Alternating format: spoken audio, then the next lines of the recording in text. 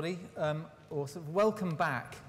This is my 16th annual meeting now, which is quite a lot of time to reflect. When I started as a pretty young person, we were working in the fields of alternative energy and had relationships with the Soil Association. I'd never heard of such an organisation, and in a way, you don't realise necessarily how quickly things change until you do have a moment of stepping back.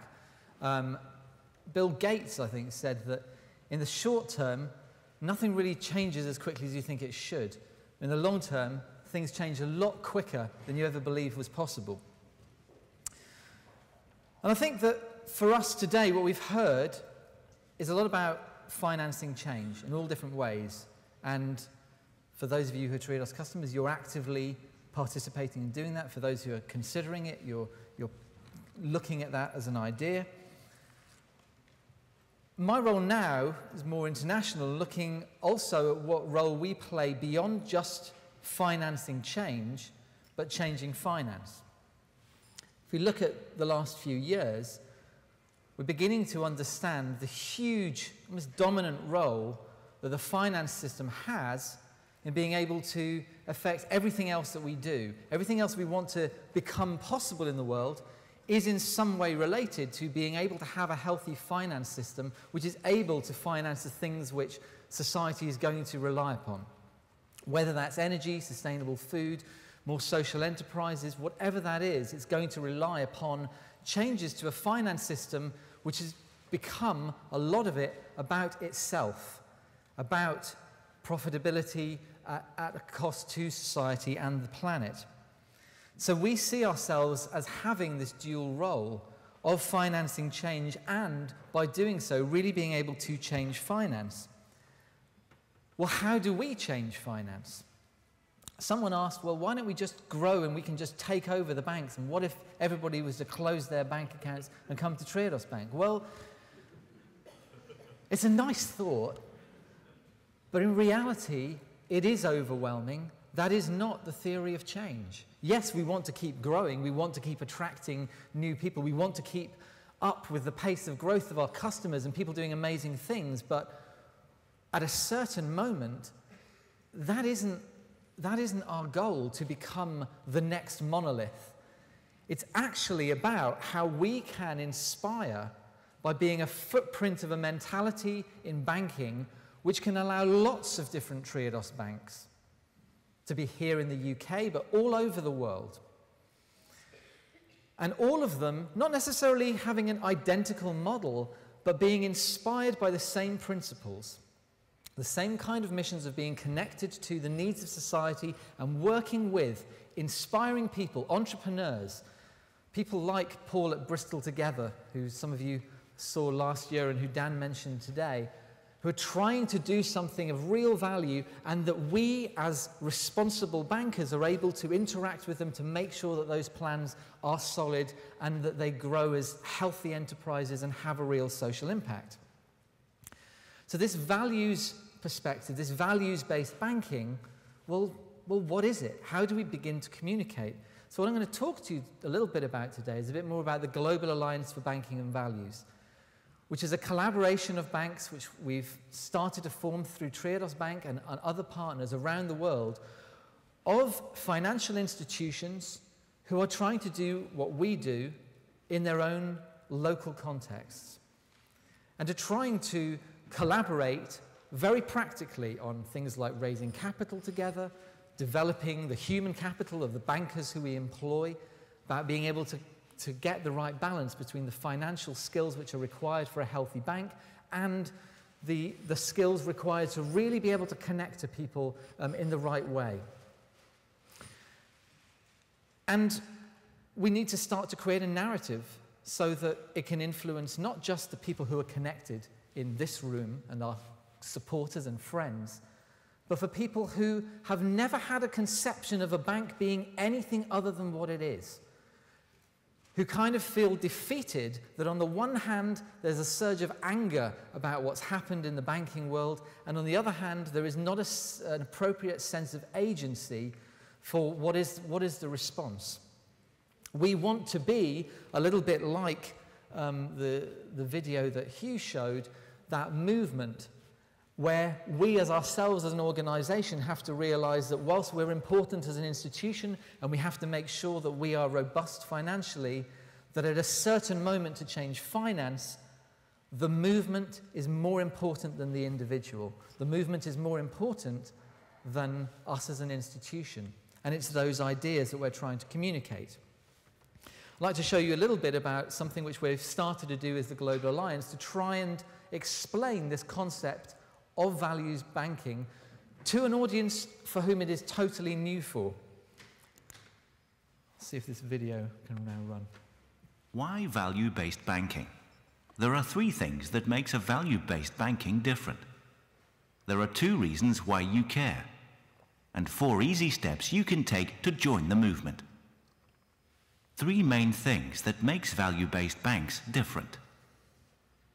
First, value-based banks puts resources to use for a greater common good, with you as the vehicle. Second, value-based banks are devoted to support not only you, but also your community. Third, value-based banks are advocated by the clients, not themselves. So why do you care? First, the world has changed and the current system is inadequate. It's up to you to make a difference. You don't want to be stuck in the present state. Second, the possibilities to prosper and create value for not only yourself, but also your community and society as a whole are huge. 4 steps you can take to join the movement. Sit down and have a conversation with the money you have or the ones you want to borrow. Find a value-based bank near you. Meet with the people there and discuss your needs. Set up a new account and let go of your old traditional accounts. Feel the difference. Free future opportunities for you and society as a whole. Connect and share with others you believe could benefit from experiencing what banking could also be. Thank you for watching. Make your choice.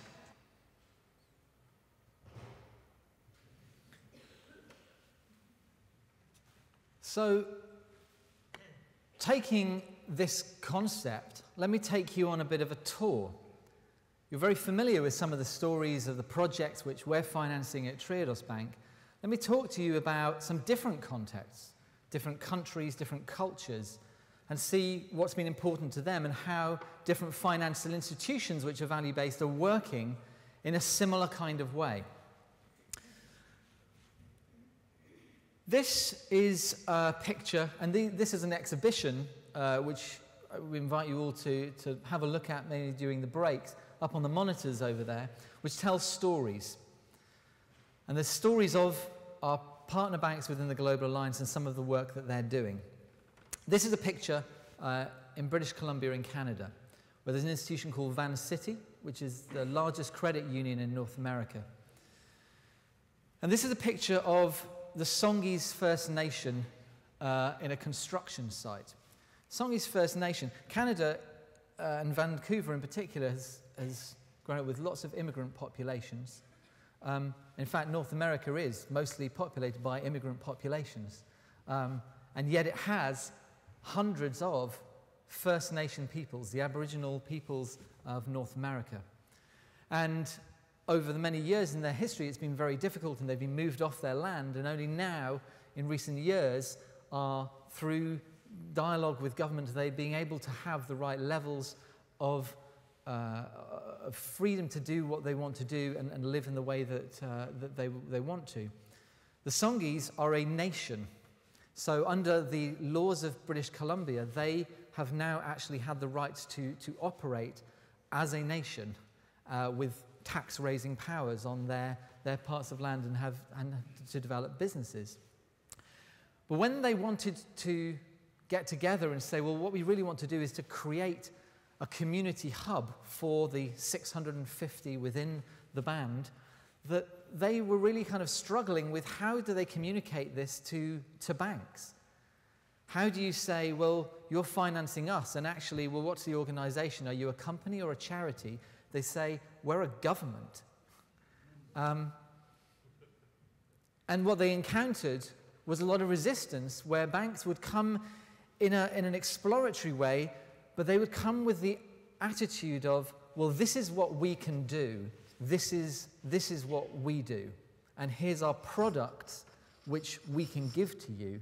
And that did not work. And Van City's work with First Nation communities, and you can read about this in more detail, one of the things which struck me is that the entire orientation of working through how to finance a project like this, where actually you're looking at how to put together security in the form of tax income that can be raised by this First Nation on these various activities, requires you to change your perspective to say, how could we work to make this happen? And that orientation is very different from, here's what we do, can you make yourself do it? I'm going to take you down into southern part of the Americas to Cecilia Chimpen in Lima in Peru. A microfinance organization called Mi Banco, which was started by an NGO and now has millions of customers in Peru. And Cecilia operates several businesses, a fast food operation, an internet cafe, electrical domestic appliances, a catering business, all from within her house. And it's a remarkable entrepreneur story, not atypical of many entrepreneurs in Peru, which is a fast emerging market with hundreds of thousands of micro-entrepreneurs. And when I visited Peru and Lima in 2011, what I saw was a very, very different type of role of a banker. The banker who we might think of from the TV documentaries of bankers, sort of city pinstripe suits in front of computer screens. In Mi Banco, loan officers, male and female, are at their desks early in the morning for maybe an hour typing their notes. And then they are out for the rest of the day, living within their communities, within quite small localized areas whereby they know everything in terms of the goings-on of that community. So they know Cecilia, they know her friends, they know her relatives, they know the structure, they know the neighboring businesses, they know everything about the context. In assessments for banks, there's a mnemonic around the assessments that we do to make sure that something is a viable lending proposition. The capital, the character, and the capability. Do you trust this person? Do they have the funds, and do they have the know-how? And in a way, what they really have been able to embody is, do we have the understanding of the context? And it was a context which the global financial system lost sight of when it intermediated relationships out of sight, and is brought so back into such clarity by these types of relationships and supporting people like Cecilia. The next one, this is Yondom Nansala in Mongolia.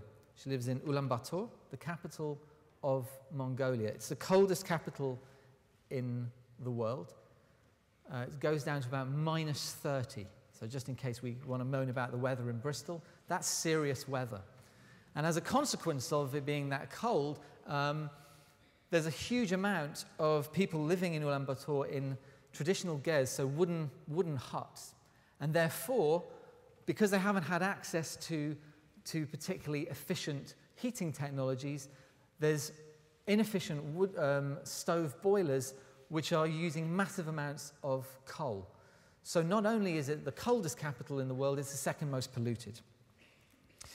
And what Bank in Mongolia have done is set up a program where they've been able to work with people in being able to structure microfinance loans in a flexible way to work out a solution for an absolutely almost intransigent problem, which is how can you make this both a warm and livable space and stop people from spending so much of their income, up to 30%, on coal. And what they do is they have energy efficient stoves, they have insulation products and vestibules outside these gears. They look slightly futuristic in terms of a conversion process, but they're saving 50% of the energy and they're making them warmer and more livable spaces, and they're saving people massive portions of their income, which they can spend on other things which are much more valuable to them as people.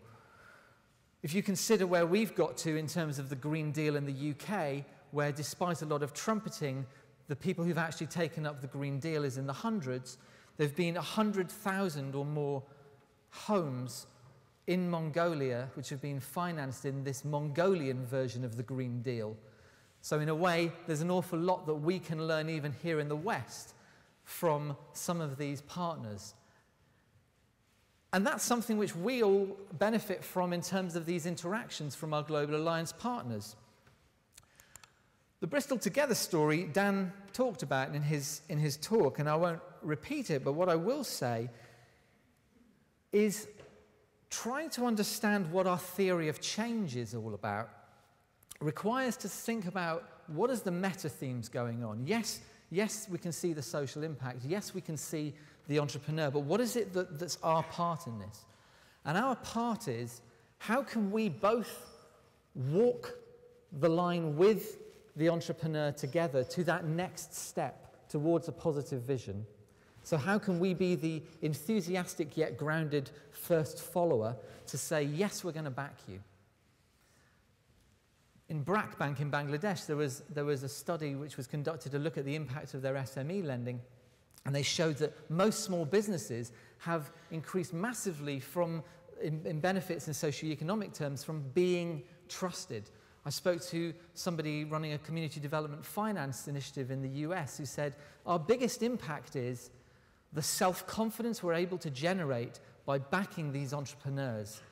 Because by doing so, they're able to do more in the world, and by the conversations and the conditions we place and the connection that we have, we're able to make them better businesses. They become easier to lend to, and it becomes a cycle. And that is quite a powerful theory of change, which, as you saw from Dan's presentation, now taking the Bristol Together through to Midlands Together, there was a group of 30 social enterprises looking at how they might do it outside the country. There's interest through my international role in taking Paul to Brussels to talk to some European social enterprises about how this can radiate the benefits of this model. And that's very exciting as a global change movement. In terms of the financing change part then, it's clear, but that's very much from the bottom up, and that's very fulfilling. But sometimes we might get the frustration of, well, what about the top down? And the top down does exist. We do need to have the rules of the game appropriately built. The Parliamentary Commission for Banking Standards looked at it in the UK, but every country in the world has been looking at how you redesign the rules. And the Global Alliance, through Triodos Bank and others, have been engaging with the European Union in looking at things like long-term finance, through NGOs, looking at the environmental legislation coming out, with the government and others, and the G8, who this year had a specific summit called by David Cameron on impact investing, and looking at how we might structure a social investment tax relief to promote the kind of things which Dan and his team are working on.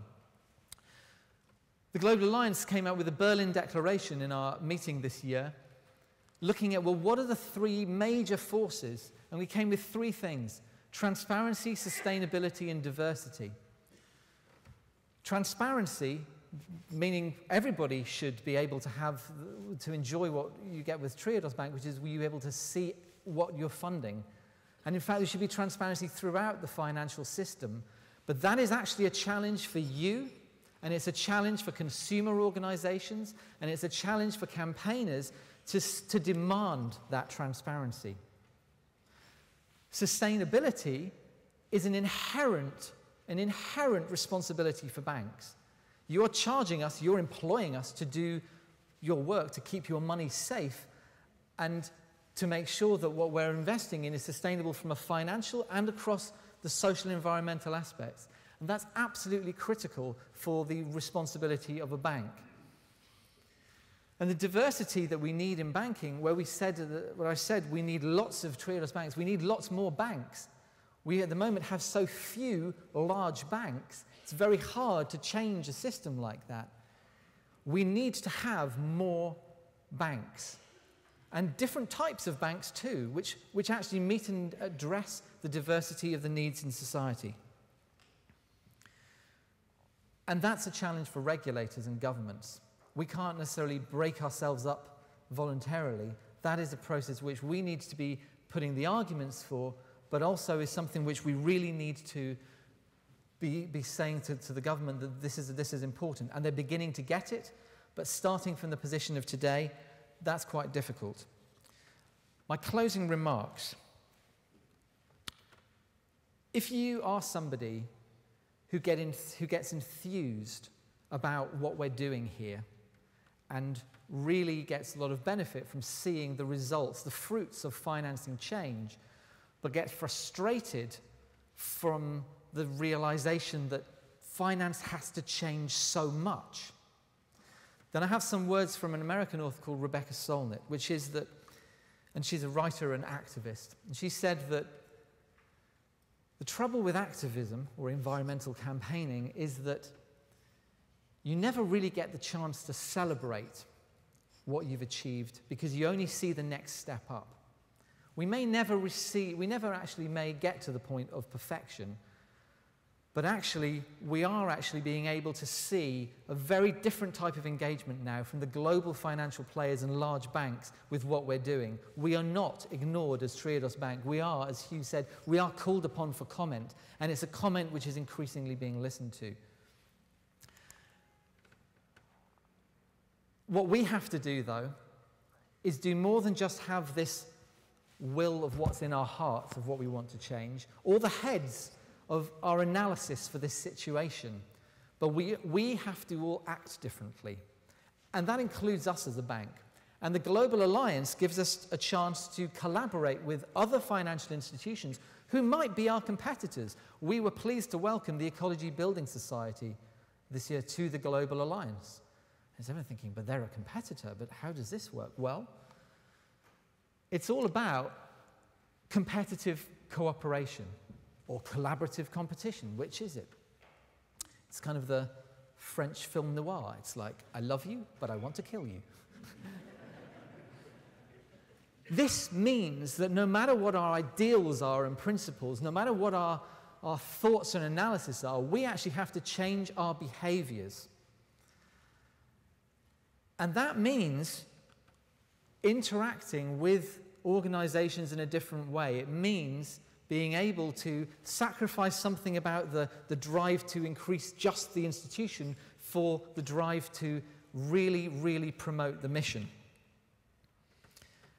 And if it feels difficult or uncomfortable to do something which is so unfamiliar, then that probably means that we're getting it right. Just as for you, if you're doing something difficult or unfamiliar in retrofitting your homes right now or changing something part of your lives where you feel you're like the guy who takes his top off, that is probably meaningful because it is the only thing that actually makes change happen when all the analysis and all the passion gets translated into doing something differently.